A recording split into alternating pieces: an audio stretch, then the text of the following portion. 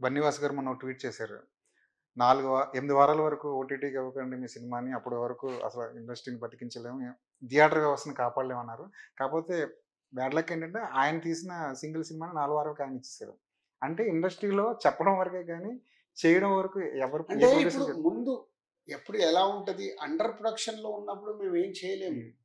ఇవాళ నేను 'తమ్ముడు' అనే సినిమా 75,00,00,000 పెట్టి నేను ఈరోజు సినిమా తీసా. నా బడ్జెట్ అది. నేను రెవెన్యూ ఎలా తెచ్చుకోవాలి? నా ఓటీటీ లేకున్నా పర్వాలేదు. నేను వదిలేసుకుంటా. బట్ ఆ డబ్బు ఎలా రికవర్ అవుతది? వదిలేసుకోలేం కదా! మొదలుపెట్టేటప్పుడు యెస్. ఈ రోజు నుంచి మనం ఇలా అనుకుందామని మొదలు పెడితే ఓటీటీలతో మాట్లాడొచ్చు. ఎందుకు ఓటీటీలకు కూడా అల్టిమేట్ కంటెంట్ కావాలి. కావాల్సిందే. అవును. ఇది మర్చిపోతున్నాం మేము. హ్మ్. ఇవాళ ఓటీటీ వాళ్ళు ఒక సినిమా నా తమ్ముడు తీసుకుందాము. నేను 15 క్రోర్స్‌కి ఇచ్చాను అనుకుందాం నెట్‌ఫ్లిక్స్‌కి. 5 వారాలకో, 4 వారాలకో ఇచ్చేస్తున్నాను. బాబు నేను 50 రోజులకే ఇస్తాను. నువ్వెంత ఇస్తావని అడగొచ్చు మేము. అప్పుడు 15 కోట్లు ఇవ్వకపోవచ్చు. 10 కోట్లకి ఇస్తాడు. 10 కోట్లు ఇవ్వకపోవచ్చు. 7 కోట్లకి ఇస్తాడు. అంటే మాకిక్కడ ఎంత డ్యామేజ్ జరుగుతుంది? 50%. ఆ 50% నేను థియేటర్‌కెళ్ళి ఫుట్‌ఫాల్ పెంచుకుంటే పెద్ద కష్టమైన పని కాదు. అవును. ఎందుకంటే theatre revenue is the best revenue.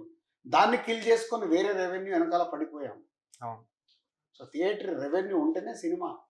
ఇవాళ 'సితారే జమీన్ పర్' అవును. ఆమీర్ ఖాన్ గారు నేను 1 ఇయర్ వరకు ఇవ్వ అని దమ్మున్నవాడు. సినిమా రిలీజ్ చేశాడు. దమ్మున్నవాడు. ఎందుకు ఆలోచించలేకపోతున్నాం మేము? అంటే హీరో ముందుకు రావాలి.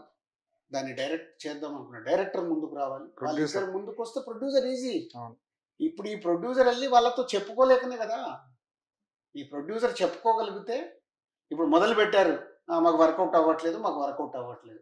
వర్కౌట్ అయిన రోజులు మేమే రెమ్యూనరేషన్‌లు నాన్ థియేట్రికల్ ఇంతొస్తుందని రూపాయికి రూ. 2 చేసాం. రూ. 2 రూ. 10 చేసాం. హ్మ్. ఒక్కొక్క రెమ్యూనరేషన్ అలా పెరుగుతూ పోయినాయి. సినిమాలు ఫాస్ట్‌గా తీయాలి. ఓటీటీలు కొంటున్నాడు. హిందీ డబ్బింగ్ కొంటున్నారు. ఆడియో కొంటున్నాడు. ఇప్పుడు అన్నీ కూర్చున్నాయి. సో ఇప్పుడు రియాలిటీలోకొచ్చి ఓకే. బిజినెస్ అన్నప్పుడు అన్ని రకాలుగా చేస్తాం. అట్‌లీస్ట్ ఇప్పుడు మనం ఉన్న సిట్యుయేషన్ అర్థం చేసుకొని రియాలిటీలోకి వచ్చి సినిమా తీయాలి. అందరితో ఓపెన్‌గా చెప్పగలగాలి. నేను మాట్లాడుతున్నానుగా ఓపెన్‌గా. బన్నీవాసు మొన్న సింపుల్‌గా ట్వీట్ చేసేసాడు వాసు 8 వీక్స్ వరకు ఇవ్వొద్దు అని. ఇవ్వొద్దు అంటే ఏం జరగాలనేది కూడా మాట్లాడాలి. అవును. ఓకే. ఇవ్వం. 8 వీక్స్ వరకు ఇద్దాం. 8 వీక్స్‌కే ఇద్దాం అందరం అనుకోని. దాని ద్వారా ప్రొడ్యూసర్‌కు జరగబోతుంది ఇగో ఇది.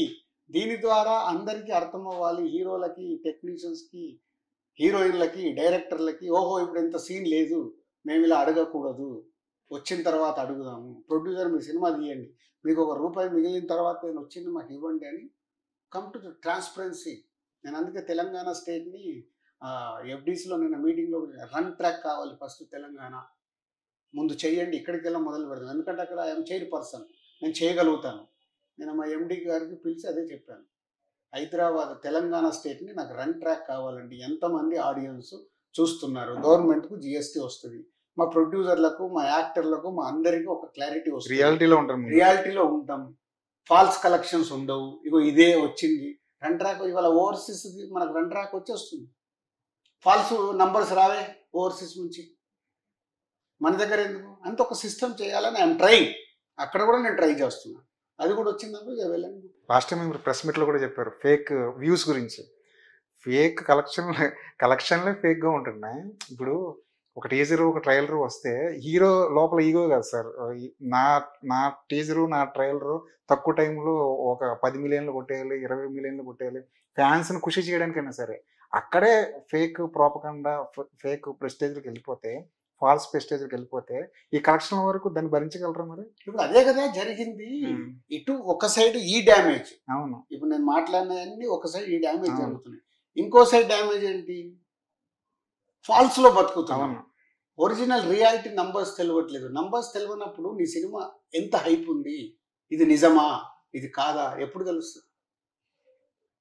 ఇప్పుడు 'గోదారి గట్టు' సాంగ్ ఉంది. హ్మ్. చించేసింది. సాంగ్ రిలీజ్ చేయగానే ఎక్కేసింది. దానికి ఏం వ్యూస్ లేవే. ఫస్ట్ ఏదో 1,000,000 ఏదో యాడ్ చేసామన్నారు. ఇమ్మీడియేట్‌లీ ఏం చెప్పారు సాంగ్ సూపర్ హిట్ అయింది. నాకు ఫాల్స్ వద్దు. హ్మ్. వదిలేయండి. ఎళ్తది. అది జెన్యూన్. కాబట్టే కదా సినిమా అంతా బ్లాక్ బస్టర్ అయింది. మనకు అక్కడే అర్థమైంది కదా! అరే మనం ఇచ్చిన కాంటెంట్ రీచ్ అవుతుంది. రీచ్ అవుతున్నప్పుడు ఈ సినిమాకు ఎంత ప్రమోట్ చేసినా అది తీసుకెళ్తూ అంత బ్లాక్ బస్టర్ అయింది. 'కోర్ట్' అనే సినిమా ఒక పాట రిలీజ్ చేశారు. సూపర్ హిట్ అయ్యి జనాల్లోకి వెళ్ళిపోయింది కదా! అది రియాలిటీ. రియాలిటీ వదిలేసి ఫాల్స్లో బతుకుతే మన సినిమా మనకే అర్థం అవ్వట్లేదు. ఇప్పుడు చెక్కులు రాసేటప్పుడు ఫాల్స్ దానికి నాకు తెలుసు, అరే నేను ఫాల్స్ దానికి చెక్కులు రాస్తున్నానని. నా చుట్టుపక్కల అర్థం అవ్వట్లేదు. అది రియాలిటా? నేను ఫోన్ చేసి అడగాల్సి వస్తుంది, అరే ఒరిజినల్ ఎంత ఉందిరా, ఎన్ని వ్యూస్ ఒరిజినల్, చెప్తాం సార్ గంటలో. వాళ్ళు చెప్పేది కూడా రైటో రాంగో నాకు తెలియదు. అంటే నేను కడుతున్న డబ్బు కూడా రైటో రాంగో నాకు తెలియదు. Everything is a false. మీరంటే బయటకు వచ్చి ధైర్యంగా మాట్లాడారు, నిజాయితీగా నిలబడ్డారు. కానీ హీరోలను కూడా ఇక్కడికి తీసుకురావడం చాలా కష్టం కదా. హీరోలు ఒక స్టార్ ఎవరో ఒకరు మాట్లాడితే, ఈ రోజు నేను మాట్లాడేది కొందరికి తప్పుగా అనిపించవచ్చు, కొందరికి ఏంటినా ఇలా మాట్లాడుతున్నా అనుకోవచ్చు. ఎక్కడో మనం బ్యాడ్ షేప్ లో ఉన్నాము. బ్యాడ్ షేప్ లో ఉన్నప్పుడు కూడా మనం రియాలిటీ మాట్లాడుకోకుంటే ఎలాంటి రియాలిటీ సినిమా వస్తుంది? మనం కంఫర్ట్ గా ఉన్నప్పుడు ఓకే, ప్రమోషన్ కోసమో దేనికో చేద్దాం. We're in bad shape. Bad shape నుంచి వరెస్ట్ షేప్కి వెళ్తాం. రేపు ఎల్లకంటే ముందు ఇప్పుడు క్యాన్సర్ వచ్చింది, ఏం చేస్తాం?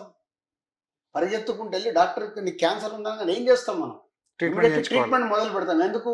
మన లైఫ్ టైం పెంచుకోవడానికి. అరే స్టేజ్ 1, స్టేజ్ 4 అయితే ఏం చేయలేవు. స్టేజ్ 1లో ఉన్నాం, స్టేజ్ 4కి వెళ్ళి మనం వరెస్ట్కి వెళ్ళకంటే ముందు మార్చుకోవాల్సిన టైం వచ్చింది. కమ్ ఓపెన్ రియాలిటీలోకి వచ్చి ఒరిజినల్ దాని మీద వెళ్ళామనుకో, ఏం చేసుకుంటాం? ఇప్పుడు డబ్బు సంపాదించి ఏం చేసుకుంటాం? ఆస్తులు కొంటాము, ఇల్లులు కొంటాం, మంచి కాలేజీ. కానీ రియాలిటీ మిస్ అవుతున్నామే దానికోసం. అది నా బాధ. ఆ బాధ కోసం నేను మాట్లాడుతాను.